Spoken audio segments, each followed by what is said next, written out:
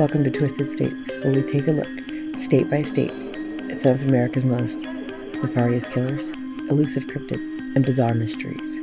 On this journey, we're headed to Nebraska, where we're going to take a deep dive into Stephen Dee Richards.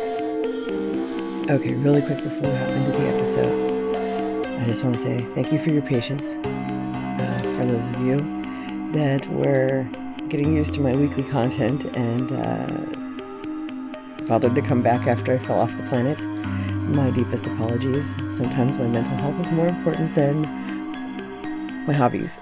So I had to take a little bit of a hiatus there, and we're gonna make it better this year.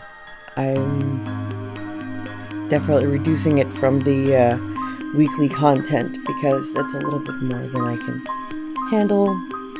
I wish it was easier, but I kind of like the idea of having more than a week to do my research and kind of get a better feel for the information that I share. So once again, like I said, thank you for coming back or being here. If you're new here, I appreciate you.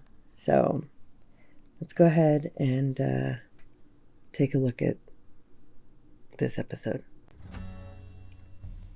Admitted to the Union March 1st of 1867, Nebraska was the 37th state to join the United States. It's located in the Midwest and is the only triply landlocked U.S. state. It's bordered by South Dakota to the north, Iowa to the east, and Missouri to the southeast, both across the Missouri River, Kansas to the south, Colorado to the southwest, and Wyoming to the west. There were several indigenous peoples, including Omaha, Missouri, Ponca, Pawnee, Ottawa, and various branches of the Lakota or Sioux tribes living in the region for thousands of years before European exploration. And the state is crisscrossed by many historic trails, including that of the Lewis and Clark expedition. The climate there is there's two major climate zones. The eastern 2/3 of the state has a humid continental climate, and the panhandle adjacent areas bordering Colorado have a primarily semi-arid climate. There's some very wide variations. Like, they definitely have 4 seasons there, and there's a lot of violent thunderstorms and tornadoes occurring primarily during the spring and summer. And the Chinook wind tends to warm the state significantly in the winter and early spring.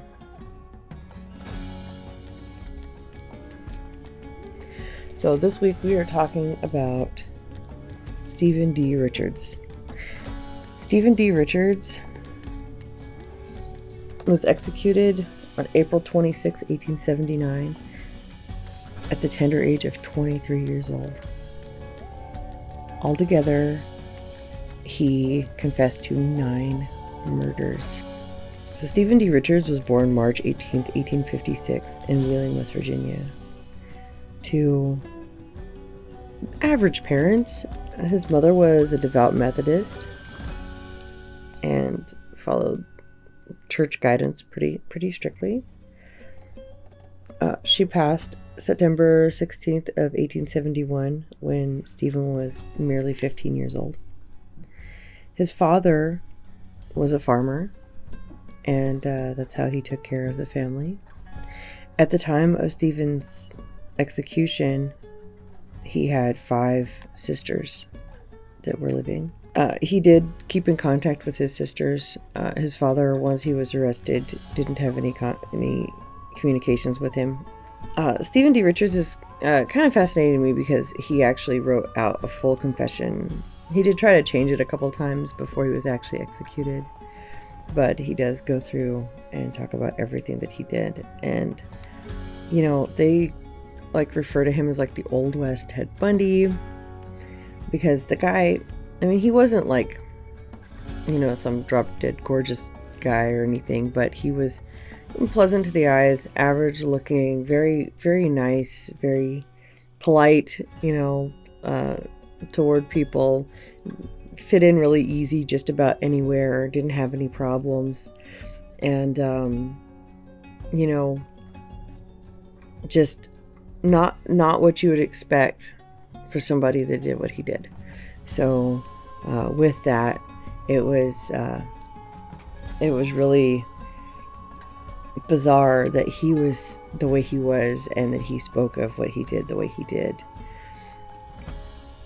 So of his 9 victims, the first victim that he speaks of in his confession was a man whose first name was later to be revealed as John, with no last name given.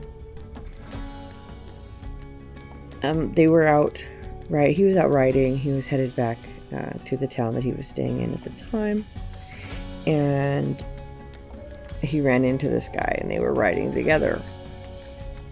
No big deal, you know. Company on the trip along the way. Well, it was after dark. They lost sight of the road. They decided to, hunker down, camp for the night, so that they would be able to find safe passage in the morning without, accidentally riding into the river or something. And as they were getting settled in, they're sitting around the campfire and they start gambling. Now, once again, this is all Stephen's confession. This is all from his side of the story. There's no other sides given because all these people are dead. Apparently, while they were gambling during the night, according to Stephen, John didn't have very good luck, and he lost the majority of his money to Stephen. So they went to sleep. They woke up the next morning, and John says, "Hey, I know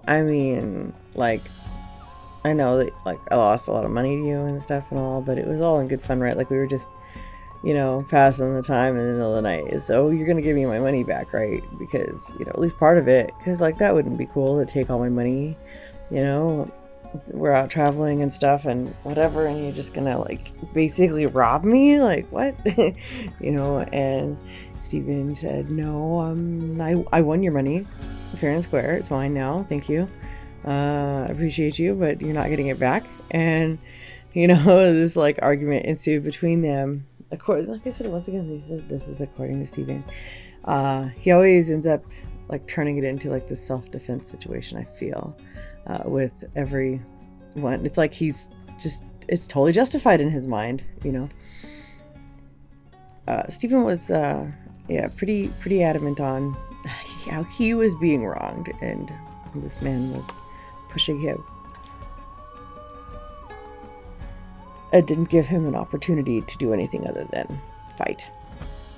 So he ended up shooting John, and then dragged his body down and tossed it in the river, and went back on his way and headed back to town without him. Within a couple days of that, a man approached him and asked him, "Hey, where's John? Where's my friend? I know you were riding with him, and then he just hasn't been seen again." And at that time, Stephen was like, "Oh, crap. People are asking about this guy. Well, what do I do?" So he tried to, feed the guy a line, and the guy was like, "No, I don't believe you. Hey, where's my friend?"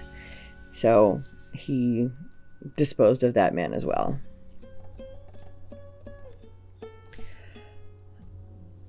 He always had this answer, you know what I mean? He was just reason. This is I didn't want this guy to get it. It's self-preservation, so of course I did him in. Right after this point, Richards started passing counterfeit money. Some people that he ran into from New York were doing that, and he got in on that. And he went and bought a horse and buggy setup. And it didn't take long for the person that he purchased this horse and buggy rig from to realize that the money was bogus. And so he, once again, cornered him and said, "Hey," the guy was like, "Hey, the money you gave me, it's no good. So I'm gonna need my horse and buggy back because you can't go around passing off counterfeit money. And once again, you guessed it, he shot this man. And in his confession, he said that this guy was probably about 19 years old. He shot him and left his body out in the trees and disposed of him, where away from town where he wouldn't be found, because he accused him of something he actually did. Once again, yeah. Then, in March of 1877, once again traveling, he was traveling with a man by the name of Jimji. I'm not sure how to pronounce this name, but I have no idea. Sounds right to me. No clue. My apologies. He woke him up at like 3 o'clock in the morning. Was like, "Hey, it's time to go. We need to pack up." They had like camped or whatever, and he woke him up. He said, "We need to get an early start, and we need to get going." And this guy said, "You're lying. It's the middle of the night." And he said no. And he had already decided that he was going to shoot the first person to call him a liar. That was basically what he had been doing all along anyway. But they were in this confrontation, and the way he presents it is like he was just defending himself, that this guy was not going to back down and was threatening him. What I've noticed about Stephen Dee Richards in reading his confession and the information that was available online, and all the accounts and like newspaper articles and stuff about him, was that he really was very vain. He was very egotistical. He responded well to any kind of positive, reinforcement. And he was more concerned about the fact that they wouldn't let him shave when he was in jail. He wanted to be clean shaven when they hung him, and that was what was important to him. He didn't he didn't present himself like somebody that would get their hands dirty the way that he did. Does that make sense? Like he was very I don't know, like very petty and very, very just, I don't know. The guy really was full of himself and thought that he was like God's gift, He made comments about lovers he had taken and things like that, and it was always like, oh yeah, like I've never had any problem in the romance department, and I have no issues. And he was very cocky about that, and very, like I said, just vain, and just, I don't know, this man was just crazy. 23 years old, like wow. Anyway, so shortly after shooting Jimji, he was wrongly arrested on March 21st for a murder that he had nothing to do with. So they ended up releasing him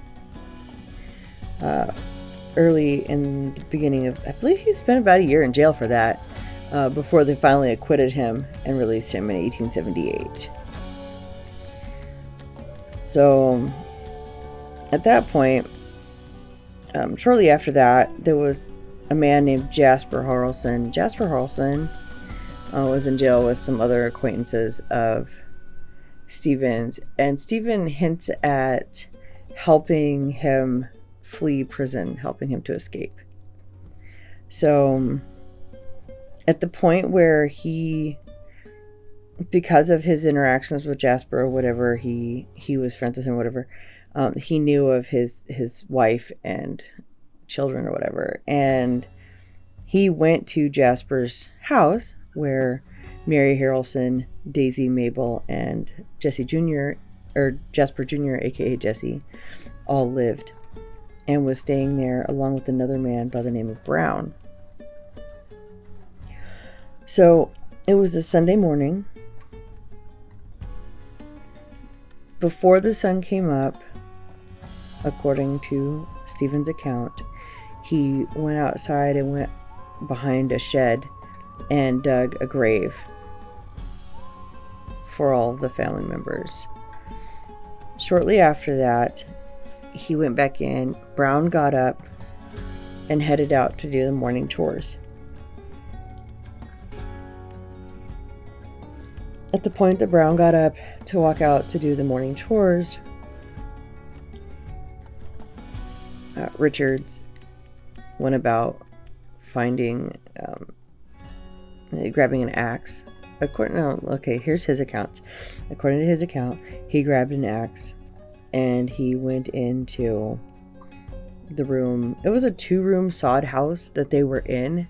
So they were all sleeping in the same room. I think Brown was sleeping in the room where the kitchen and everything was. But the bedroom, they had several beds set up in there. And he was sleeping across the room from the other family members.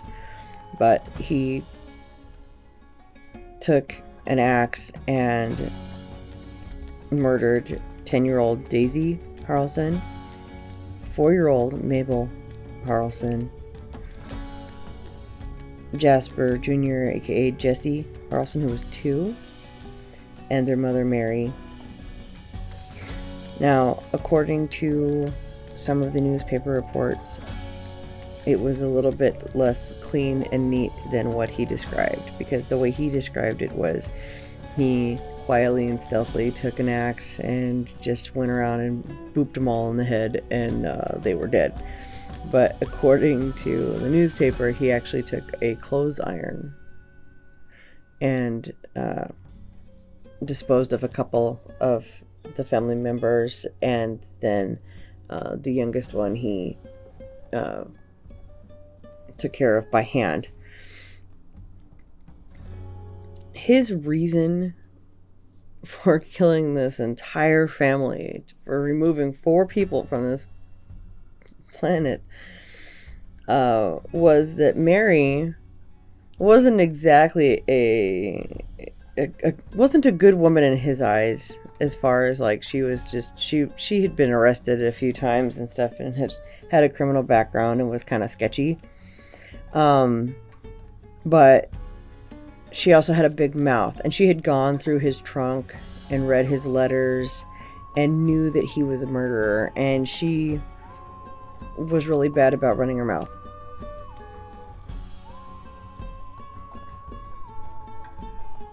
He was very terrified that Mary was going to go out and tell somebody. You know, once again, that self-preservation took over everything else and all common sense. Even though he shouldn't have had these letters around anyway, if that was what he was worried about, if he had this stuff written down, like, why would you, whatever. But, yeah, his biggest fear was that she would, like, tell somebody, what she knew about him. And his only way of combating that in his mind was to take her out. And it just apparently made sense to also, dispose of her children. I don't know. So, on December 9th of 1878, about 5 miles from the Harrelson property, he disposed of yet another. His final murder occurred, and that was Peter Anderson. Now, going back to the Harrelsons, he was purchasing a quarter of their land, and I'm not sure exactly how he did it. Like, he claimed after he had killed everybody, and then he took the bodies out and buried them in the shallow grave that he had dug for them early that morning. He told Brown one thing, I guess. It was on a Sunday, so he probably told Brown that, like, they went to church or something. I don't know. And then, like, Brown took off, and then he told everybody else that the family went with Brown. He did his best to try to, like, cover his bases, and sometimes he got lucky and it kind of kind of worked, which is crazy. But he was still like staying in the area, apparently. But there was a man he was working with, helping build a building about 5 miles from the Harrelson property, named Peter Anderson. And Peter Anderson approached him one morning and said, "You're poisoning me. Why are you poisoning me?" And apparently, Peter had also talked to some other people, and it wasn't just Stephen Richards that he was accused, that he was speaking these accusations to. He had also brought this up to other people and told them that he had this suspicion that Richards was poisoning him.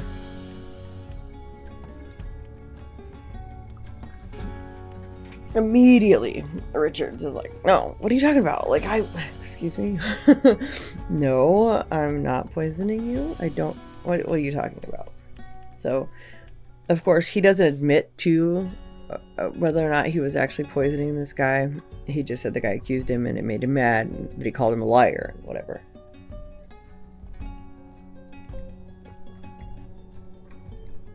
So, after that little exchange, it just kept getting more and more heated, and eventually he ended up grabbing a hammer and hitting Peter in the head. And Peter didn't die immediately, but he took his body down to the cellar, and he was still breathing at the time, because he looked out and there were some men approaching. So he was trying to hide the body, and he hid the body down in the cellar, and he was still breathing, and he was really concerned he was going to yell out or whatever. So he finished the guy off, and he hid him underneath a pile of coal in the cellar, and told everybody, I don't know, he's not here.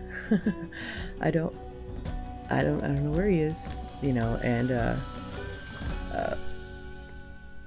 played it off. And once again, self-defense. It wasn't like he was just trying to defend himself, and he just happened to kill the guy with a hammer and hide his body in the cellar. The original confession that he gave, Stephen Richards spoke very methodically about how he went about, setting an axe right outside the door after he went out and dug the grave in the middle, like basically in the middle of the night, early in the morning, while it was still dark. Waiting until Brown left to go do his chores, taking care of the family, cleaning up the blood and making everything look as normal as possible around the house. After doing so, burying the bodies, carrying them over and putting them in the grave. He gave a detailed, his version, very detailed as to what happened or whatever. And then later on, he kind of backpedaled. And shortly before his execution, tried to claim maybe there was somebody else that killed the Harrelson family. There could have been somebody else and blah, blah, blah. And then, of course, he tried to claim that Peter Anderson was 100% self-defense. He didn't know what they were talking about. He was just defending himself.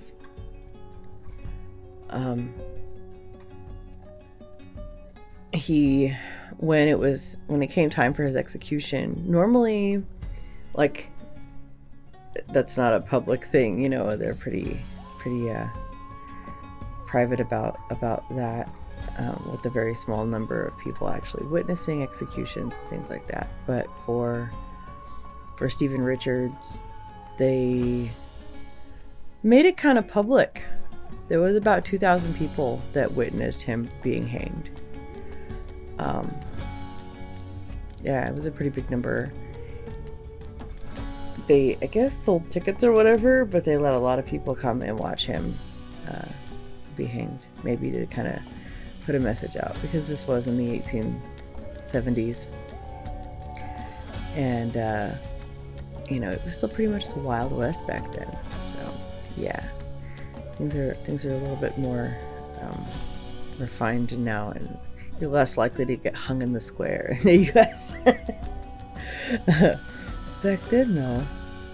Yeah, so this guy, they say he was this ladies' man and he was this charmer, and then there's also reference to him like dueling with people, and there's possibly other people that he shot along the way or whatever. But as far as his confession goes, he confessed to 9 killings outright. The one that actually got him the conviction and sentenced to hanging was his murder of Peter Anderson. Not even necessarily the Harrelson family, but Peter Anderson was the main case that they had like the most solid evidence on, and everything lined up with his confession and everything. So yeah. Anyway, so there you have it. Stephen Dee Richards. Fascinating. Absolutely fascinating. I think the main thing that I would say, and I would like to suggest, is that there's like, I would suggest looking up, I'll have the link in the description because it's actually posted on archive.org. I want to say there's probably about like 40 or 50 pages going over his like life and his confessions or whatever. It's Life and Confession of Stephen Dee Richards. It's in the Library of Congress, so it's available on archive.org. Like I said, I'll post a link in the description of this episode. Yeah, very bizarre, man. Not your like typical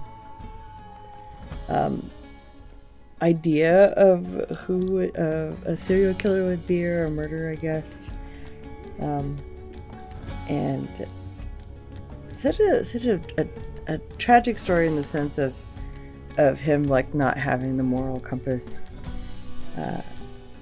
dialed in such a way to not kill people. And and it really sucks because it seems like from what people said, he was a pretty like chill person.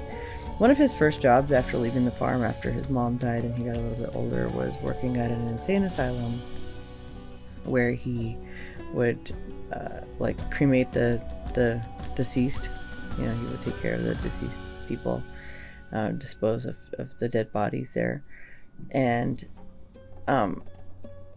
he said that job was like really easy for him and kind of made it, kind of helped like break that barrier and make it less of a big deal to, like made it more natural and easy for him to kill, I'm thinking. But I'm thinking that the guy was born with the natural ability to just off people and not to think anything about it. That would be my guess. He can try to blame it on things like that, but I don't think that really has much of a bearing either way. I think he would have been destined to kind of head down this path regardless, just because of his general attitude and his view of the world. Still so curious. I really suggest going and reading that book, though. What I found very fascinating is there's a whole phrenology breakdown, because at the time that was a very common thing that was considered an acceptable standard in science was phrenology. And the phrenologist actually, there's all the different, which is like the measurement of your head, and they like zone out your cranium based, and give these different ratings based on the size of your head. But they talk about like the circumference of his head and the shape of his skull and whatever. And I found that interesting to be presented in such of a matter-of-fact type way. They didn't have all the DNA stuff and everything that we do now. And even now, like, we don't have a lot of the answers that are being, that are being seeked out. But phrenology is fascinating. Definitely written and showing a lot of like, signs of the times back then. It's really kind of interesting. Okay, well, I'm going to go ahead and wrap it up. Thank you for joining me. My apologies for such a long hiatus. And I'm going to be doing monthly episodes just to be on the safe side because, like I said, things have been a little crazy and rough. I will also say, please be sure to check me out on YouTube. I also have another channel, Disruptive Girl, where I do a little bit of everything. It's mostly crafting and vlogs. If you want to check that out, there'll be links in the description for all that stuff. If you like what you hear and you want to support the show, buy me a coffee. There's a link for that in the description as well. And my dog is making horrific noises in the background. I really hope my mic didn't pick that up, but it probably did. Anyway, thank you so much for listening. I really appreciate you. And I will see you next month as we continue to make our way across the United States, seeking out all these weirdos. All right. Thank you. Thank you so much for listening. And I'll see you next time. Bye.